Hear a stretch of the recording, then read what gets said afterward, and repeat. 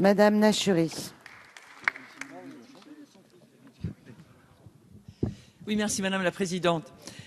La résidence de l'enfance sera fixée au domicile de chacun des parents. C'est bien, on affirme l'égalité des deux parents et c'est important.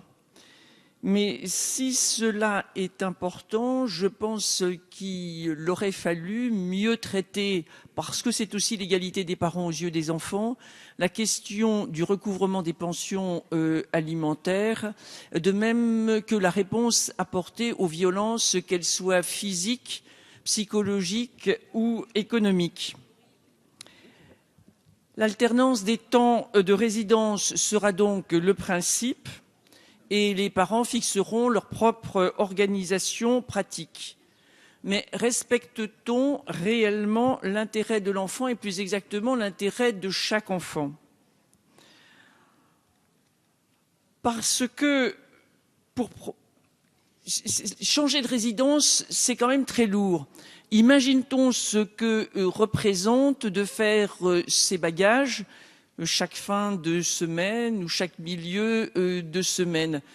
Nous, adultes, ici, imagine-t-on ce que cela représenterait en essayant surtout de n'oublier aucune de ces affaires nécessaires pour l'autre partie de son temps.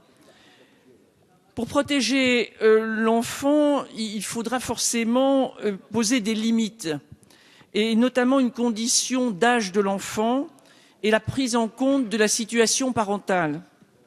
On peut regretter que l'on ne fasse pas plus attention aux avis de nombreux spécialistes et je pense que vous avez pris connaissance de la position de presque 5000 professionnels de l'enfance français, dont de nombreux professeurs de pédopsychiatrie et de psychologie de notoriété internationale, qui s'opposent à ce projet de loi et font une proposition beaucoup plus protectrice pour les enfants petits, disposition déjà appliquée dans d'autres pays, pas de résidence alternée imposée en cas de conflit parental ouvert et surtout pas chez les enfants de moins de 6 ans.